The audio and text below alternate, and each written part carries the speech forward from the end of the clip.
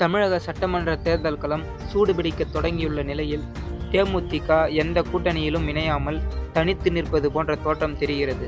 இதற்கு பின்னணியில் அக்கட்சியின் பொதுச் செயலாளர் பிரேமலதா விஜயகாந்த் முன்வைக்கும் அதிரடியான நிபந்தனைகளே காரணம் என்று அரசியல் விமர்சகர்கள் கருதுகின்றனர். திமுக மற்றும் அதிமுக ஆகிய இரு திராவிட கட்சிகளுமே தேமுதிக பேச்சுவார்த்தை நடத்தி வருவதாகவும், ஆனால் அவர்கள் கேட்கும் இடங்களின் எண்ணிக்கை மற்ற கட்சிகளை தயக்கமடைய செய்துள்ளதாகவும் கூறப்படுகிறது. குறிப்பாக இம்முறை தேமுதிக தரப்பிலிருந்து 21 சட்டமன்ற தொகுதிகள், ஒரு ராஜ்யசபா சீட் மற்றும் மத்திய ஆட்சியில் பங்கு அமையும் பட்சத்தில் ஒரு மத்திய அமைச்சர் பதவி என ஒரு மெகா டீல் முன்வைக்கப்படுவதாக தெரிகிறது. கட்சியின் பலத்தை நிரூபிக்கவும் தொண்டர்களை உற்சாகப்படுத்தவும் இந்த பெரிய அளவிலான கோரிக்கையை பிரேமலதா பிடிவாதமாக வலியுறுத்தி வருவதாக சொல்லப்படுகிறது.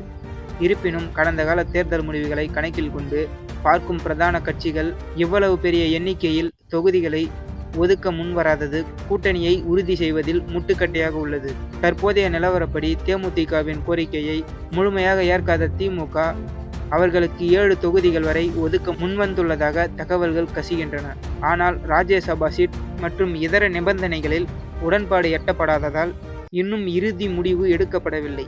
அதிமுக தரப்பிலும் இதே போன்ற இழுபறி நீடித்து வருவதால் வரும் நாட்களில் பிரேமலதா தனது கோரிக்கைகளை குறைத்து கொண்டு கூட்டணியில் இணைவாரா அல்லது கடந்த காலங்களைப் போலவே தனித்து போட்டியிடும் முடிவை எடுப்பாரா என்பது தமிழக அரசியலில் பெரும் எதிர்பார்ப்பை ஏற்படுத்தியுள்ளது.